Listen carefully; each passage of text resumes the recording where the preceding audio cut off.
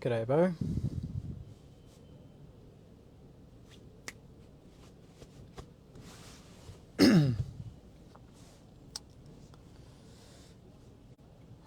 Welcome, guys. I am here. Where else would I be, Beth? That's what I do. I am a man of the people.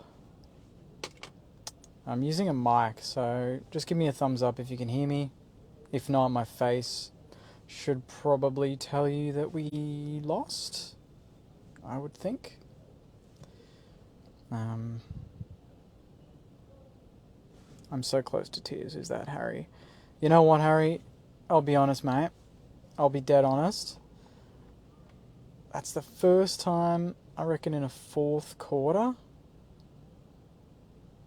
where I'm like, got this sickening feeling in my stomach, and I'm genuinely, like, I was genuinely like, this is the sort of feeling I get when I want to cry. And I'm watching the footy, and I'm like, it's like my brain couldn't fathom that we'd played so well up until halftime. Despite what people say, we made mistakes, sure, but the first half, that's a big tick. That's what we needed to do. First half, 7 goals to 3 or whatever it was, 22 points up. You're like, Charlie Curno's kicked nothing, 6 disposals. Crouchy had 22 and a goal at halftime. You're like, Machito was looking like a beast in the middle. King had a couple. I don't know. There wasn't much more we could have done, right? There wasn't much more. And then the third quarter comes along. They kick 3 goals to 1. I'm like, well, they're going to have their moment at some point. At least if their moment's 3 goals to 1, in my mind, it's like, that's good defensive work. 3 goals to 1, that's it. Have a cry. Nah, I'm alright, mate. It's alright. I'll do that when I get home. But then that fourth term comes around, and I saw Sinks go in the middle, Machito go forward, which already in my eyes was like, weirdly, I was like, why? You know? And any other week, I'm like, Sinks in the middle, great, beautiful. Machito forward, great, beautiful. But because he was so aggressive and so great in the middle that allowed Crouch to kind of get on the attack, I thought, why was that needed? We need to go for the game now. You know? This is the moment where you need to go for the game. Not try and save the game. Putting Sinks in the middle was safe. And you guys didn't see it, but last week we spoke to Steely after the win, and I asked him, you know, what's the effect of Machito when he goes into the midfield? And it was, we can be really proactive. You know, we feel like we can attack. And the fact that we took him out of the midfield, and that's when we went into our shells and we didn't attack, I'm like, we really blew that with a few little things. And who said that? Someone said, Lee said we choked again. I hate using that word, but you know what? We bloody did. We did. We choked. We put it out on a silver platter. Obviously, they had a bit of luck and they had to make their own movement and had to get going themselves. But we allowed that. We sat back. We played slow. I was chatting to someone after the game and I was like, we played the final quarter, the full quarter, as if there was 2 minutes on the clock and we were 1 point up, and that's where you chip it around and you're trying to milk the clock. It's as if we tried to milk the clock for 27 minutes. And you just know that invites pressure on yourself. You start losing that edge that we had in the first half. Even, you know, in the first half we made mistakes, but we took the game on, and there was so many moments where we could have probably run into an open goal and scored. It was that easy to get from back to front. Like, I was putting up with some of the mistakes that Mason Wood, for instance, was making, because a lot of the other stuff I could see worked, and there was a template to attack Carlton, a template to beat Carlton, and I could see what we were trying to execute to get it done. And that's when I'm okay. That's when I'm comfortable, because I go, they've clearly got a method that they want. It's games where you can't see a method and you're like, they're just trying to make it up as they go. But it clearly looked like there was a game plan in the first half. We executed it probably 70%, and it got us 4 goals up. So you're like, tick. Third quarter, they had to come out and do something, and I thought we weathered it pretty well. The backline stood tall because they got it in there a lot and into very good spots. And if it wasn't for, a couple of, De Koning kicked a goal on his left on the run that he wouldn't kick again. We made them kick difficult goals, Motlop on the run. Again, difficult. It wasn't 20 metres out directly in front, Charlie Curnow. It was from the boundary, it was from ruck contest, it was running through the midfield where we really did man up every other option, and we made them go for the most difficult, which was a long shot, and they got it. So in terms of percentages, I was like, we're doing things right. Every shot they were taking was 50 out on an angle. I thought, okay, defence is holding up. But we kicked one goal in the second half. One.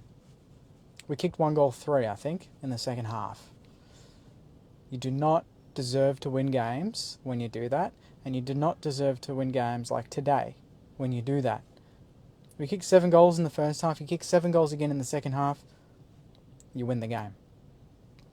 But we settled, we got complacent, we took it easy, and that's the most fucking disappointing thing, is that the last quarter, they got within 8 points. And I thought, great, that's a bit of a kick up the backside. Let's get going again. And I even messaged the guys in the podcast chat. Honestly, I said, in the first half, the thing I loved the most was that we looked like men out there. Rowe was really imposing his size. King was doing well. Machida was imposing himself. The backline battle, I thought, in the first half was everywhere and marking everything when Wilkie was too busy being occupied by Curnow. We were mature about it. And then it all got thrown out in the last quarter. Just thrown out. Scrap everything that we did well and do the opposite in the last quarter. And let's see what happens. And guess what happens? You get the opposite. If anything, this last quarter taught us that we've got to go for the jugular more than what we did today. 22 points at half time, I thought. I felt like we should have been more ahead. And Carlton worked it out. We didn't give Blake Acres, out of all players, we didn't give Blake Acres the bloody respect he deserves. And the fact, that's the thing that nearly brought me to tears, is that goal he kicked in the last quarter. I was like, I couldn't believe it, And you knew that Curnow was going to kick a sealer. If he's gone quiet this whole day, he'll kick a junk time sealer. And then it looks like he's won the battle, And it just took one quarter. Carlton played one good quarter. I think even their fans would admit. The third quarter, they were better than us, but I wouldn't say it was a good quarter. The fourth quarter, they only played that fully, and that was enough to beat us. And that's just not good enough. We cannot be losing games when we play better than the opponent for the majority of the game. I think that's pretty fair. We were probably better for them, better than Carlton for 2 and a bit quarters. They were good for 1 quarter. And we just let them go all over us. We stopped. I think someone posted as well. Brad Crouch, 0 touches in the last quarter. Jack Steele, 0 touches. Our 2 best mids, our 2 best inside mids in crunch time, 0. Donuts combined. That's not good enough. That's not good enough. How did that even happen? How is that even possible? I feel like it would be harder for them to not find the footy than it would be for them to find the footy. And they didn't get it,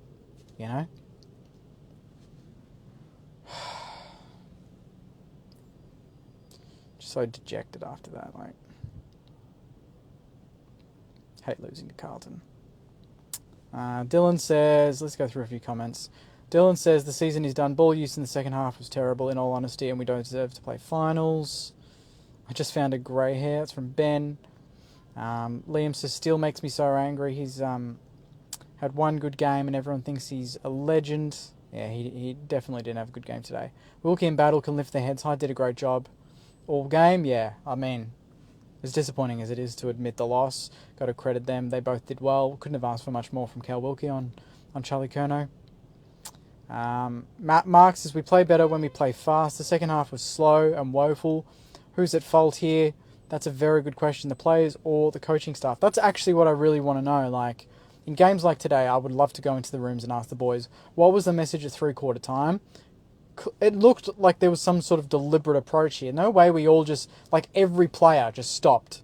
Like, sometimes you'll get a couple that stop, and that's enough to maybe turn the game around. But it was like there was some, like, it was a deliberate shift in the way we're trying to play it. It's like, we might have been trying to, I don't know, take out the energy in the last quarter to really just see us through. But, like, when you're going so well attacking the opponent, you have to keep attacking. And the deeper we got, the more it allowed Carlton to press and press and press. It was like a damn wall, and eventually it was going to burst. And it did in the last 10 minutes. We held probably strong for about 10 minutes of the last, but then it was the last 10 to 15 they went berserk, and it was all them. Like, they were relentless. We allowed it, and they took their opportunity. Sorry about the horns, by the way. People don't know how to get out of a car park. Or it's just Carlton fans celebrating. I don't know. Chris says we should have been 7 goals up at halftime. Max's miss hurt. Yeah, that was a settler that I wanted at 3/4 time, was to get Kingy to kick that. 13 points. But he didn't, so. Nicholas says, if we beat Richmond and Geelong in the next 2 weeks, we deserve to play finals. If we lose, I've got September to get on with my life. Yeah, I mean, if we make it, we make it. If we don't, we don't. I just thought winning today makes it a little bit easier, because you probably go into the Richmond game favourites. You beat them, and then it's pretty much a free hit the next 2 weeks. But now we have to beat Richmond, and then we probably have to beat Geelong, because going to the Gabba on the last game of the season is going to be a tough ask.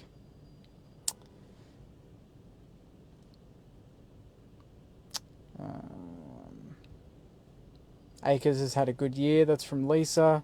And good on him. Liam says, me and my miss are walking around in eggshells now because of my attitude. Ruining a nice Sunday evening. Thanks again, Saints. Lisa says, get excited, more excited, then frustrated, then mad. Should have learnt by now not to get excited, as the outcome is always the same. Yeah, it's tough, isn't it? Yeah, this is an interesting one. From Nick, Gresh, way too selfish. Could have handballed over the top to Sharman to get us up 28 points, but has a shot and hardly makes the distance from 35 metres out. Sean says we were never good enough. Too many players are just not good enough. Jim says Ross didn't try anything in the second half, which was disappointing. Positive is we found one in Paddy Dow if he doesn't sign on. I can't believe we just let him kick the sealer there. And then Akers on top of that. That really did hurt. Like, it wouldn't have been fitness in the last quarter, obviously. Like, it couldn't have been fitness. We didn't look tired. We just looked like we were trying to do something else, you know? You can tell when we looked gassed, and I felt like we had speed in us, but we weren't going for it, you know? And it felt very deliberate. Jeff says, I'm a Carlton supporter. You beat us nearly all day. We were lucky. I don't think you were lucky, mate. Maybe, but like you got to make your own luck too and take the game on. And you guys weren't going to go, you know, and not give it everything and see what happens. And that's the worst part, is we played it safe in the last quarter, and playing it safe 9 times out of 10 gets you the result that you don't want. But yeah, I mean, it kind of feels like we lost it there. Like, we lost it more than they won it in a way, because we really allowed that pressure in the last quarter. But credit to them. I mean, as much as I bloody hate them, you got to go at some point, and they went when it counted, and that's what you get. Nick says, why do you do this to yourself, Jake? Yeah, it's a really good question, Nick. I'll ask my shrink. Still trying to find out, actually. He's got to give me that answer. Jim says Crouch was tagged in the second half. Steele, as the captain of the footy club, has absolutely no excuse. Yep. I mean, Crouchy tagged, fair enough, but like, yeah, you got to put Machito back in there or something. Crouchy was good when Machito was in the guts. There's no surprise there. Keep that going. We did not have Machito in the guts, I don't think, for any centre bounce in the last quarter. I'm not sure. Correct me if I'm wrong. But that was a big, big win in the first half, and then you go away from that. Like, that doesn't make sense to me. Yeah, Caminiti battled hard, but it was a tough day for him on Jacob Wiedering for most of the day.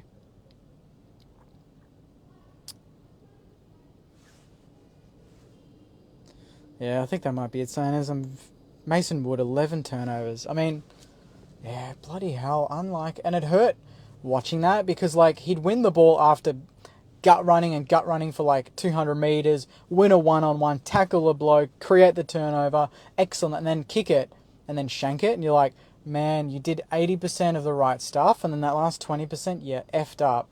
And the sad thing was, you know, you can make mistakes, but a lot of his turnovers ended up in direct sort of Carlton scores, and you know, like I hated seeing that because I could see he was busting his gut, but then at the same time just turning it over, and it's just he's been so good all season, so hopefully it's just a one-off for Woody. Riley says you've blown your finals chances now. I don't think so, mate. I think we go in favourites next week, and depending on how we go against Richmond, say we win pretty comfortably, which is, you know, unlikely, but say we do, you probably go into the Geelong game 50-50 and you give it your all, and I mean, we beat them last year, so who knows what happens. A lot of people think the season's cooked. I don't think it's cooked, but I think it really hurts today. I think today was probably the second most winnable out of the last four, behind Richmond. But yeah, and I think having Stocker as the sub, I think that was a big fail. I think we needed someone else to come on as the sub, with a bit more speed, someone with a bit more X factor, and I don't think it benefited us at all when we brought him on. I think he had a few turnovers as well, looked a bit rusty, so I just don't think. I think there was a lot of mistakes from probably the coaches, I guess, in the last quarter that looked like stuffed us, but yeah. Really, really upsetting saying as I'm not going to sugarcoat it. I know some people out there think I do, but I'm really, really, you know, just not. I don't know. I just hate that we went pretty much for most of the game leading, and then you let it just completely. It's not like they just snapped it. They literally ripped it from the palm of our hands and ran away with it.